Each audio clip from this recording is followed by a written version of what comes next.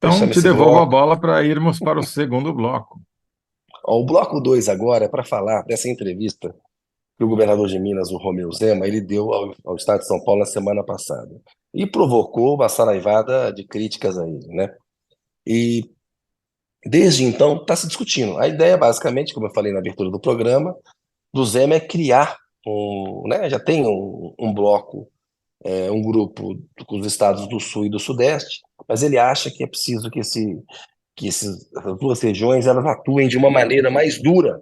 E aí a entrevista dele tem ingredientes de xenofobia. Eu não vou ficar adiantando as coisas aqui, porque eu acho importante o Zé falar melhor do que eu isso daí.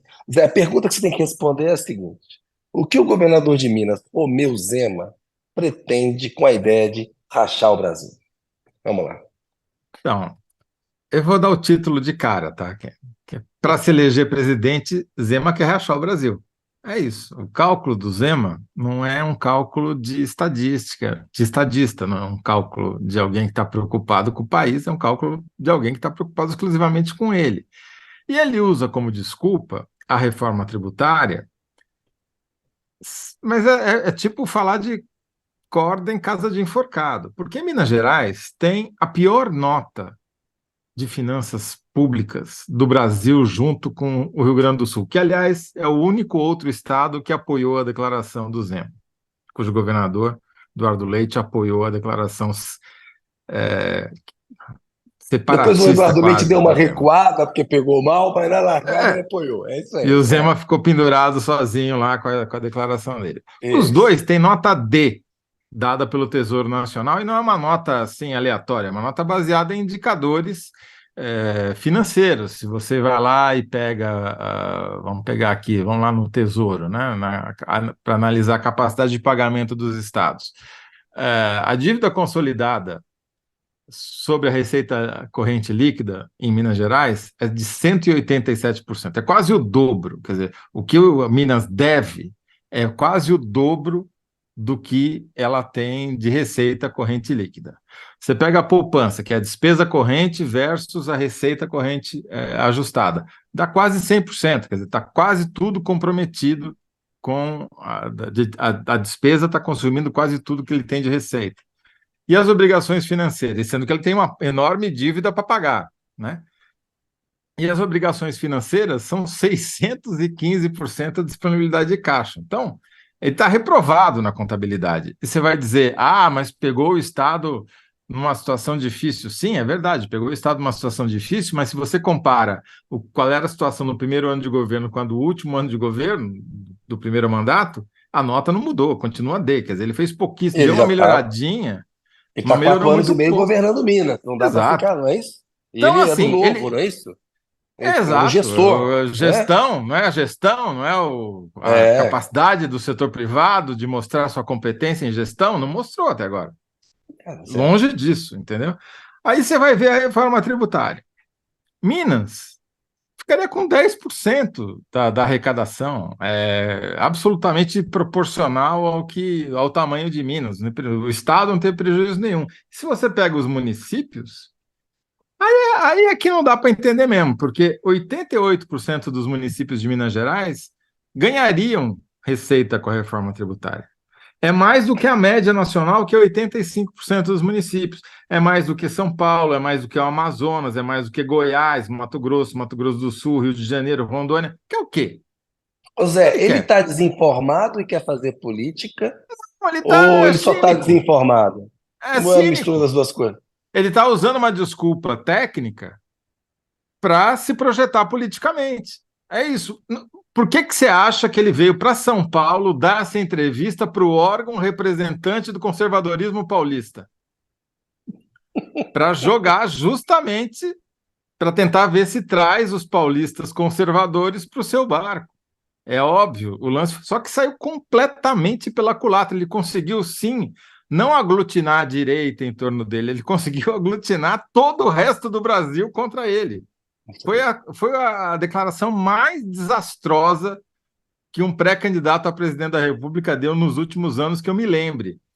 É assim, é o efeito absolutamente oposto do que ele pretendia. pretendia sair como unificador da direita, dizendo que ele é de centro-direita ou de direitas, já todo esse discurso pronto, né, para ver se encaixa ali. É o velho, que aquilo que em 2018 a imprensa conservadora ficou esperando, que seria o candidato de centro que nunca apareceu, é a mesma coisa que ele está querendo ser agora, né? Só que um centro-direita que quer seduzir o bolsonarismo e os velhos conservadores com discurso liberal. Olha, ele dirige um estado, Kennedy, que foi o estado que mais rachou na eleição. No primeiro turno, o Lula ganhou com 48,3% dos votos, não chegou à maioria, e uma das razões pelas quais o Lula não ganhou no primeiro turno foi em Minas Gerais, mas ficou à frente do Bolsonaro, 43,6%. Ele, Zema, diz que votou no Luiz Felipe Dávila. Ele e mais 98 mil mineiros. O Lula teve 5 milhões e 800, o outro teve 5 milhões e 200, e o governador, quer dizer, faz nenhum sentido. Aí no segundo turno, a eleição apertou ainda mais. O Lula ganhou, ainda assim ganhou, mas ganhou com 50,2% dos votos. A diferença foi de 50 mil votos, teve 6 milhões e Apertado. 191 contra 6 milhões e 141. Então, 50 mil votos em Minas Gerais é nada, né? Ou seja, é um estado já super dividido, né? Cujo norte é muito mais próximo culturalmente, economicamente do Nordeste, da Bahia, do que do sul de São Paulo, né? E municípios do Então, norte incluídos na Sudene, né? exato, recebem os benefícios por serem da região abrangida pela Sudene. Quer dizer, ele não entendeu nada. Ele não faz noção de onde do estado que ele governa primeiro, que é um estado dividido, que ele quer dividir ainda mais, e do país, que já estava dividido, ele quer promover praticamente uma guerra da secessão. Quer dizer, é um retrocesso, sei lá.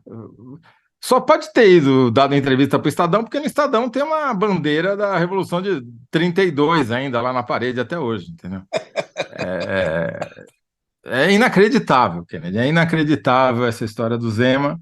E é um cara que, assim, pregou rachar o país. É isso que ele pregou. Depois ficou tentando consertar, não é isso que eu quis dizer? Claro que é. Vocês dizem que o Nordeste é uma vaquinha que produz pouco.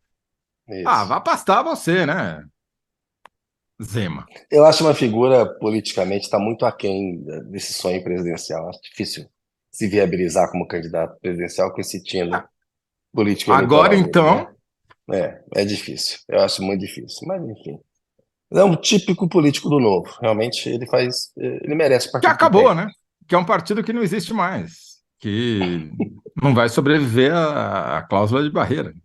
Então, ele vai precisar se viabilizar, inclusive por vista partidária. Vai ter que arrumar uma outra morada para si, né?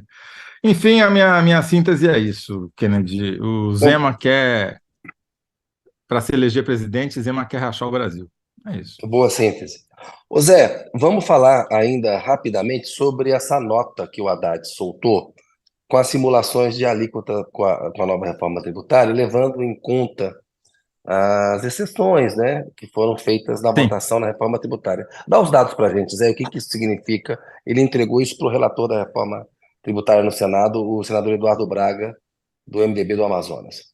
Essa é uma informação que estava sendo aguardada com muita ansiedade pelas pessoas, porque ela determina o quanto que todo mundo vai pagar de imposto, né? Quando houver a fusão dos vários impostos estaduais e municipais que existem hoje em dois impostos, quanto é que fica essa alíquota? Então, existiram simulações, mas não existia um número oficial, né, calculado por quem tem acesso a todos os dados, e o único que tem isso é a Secretaria da Fazenda, tá certo? Então, hoje, a alíquota, se você pegar ICMS, PIS, COFINS e tudo mais, vai dar 27%, 27,25% mais ou menos, né? Nessas simulações que o Ministério da Fazenda fez, o cenário base, se não tivesse benefício para quase ninguém, se só tivesse o benefício da Zona Franca de Manaus, esses aí inevitáveis, segundo a Fazenda, a alíquota do novo imposto poderia ficar em 20,73%. Seria uma alíquota baixa para os padrões internacionais. Seria muito Isso, bom, né? isso. Seria uma alíquota muito boa.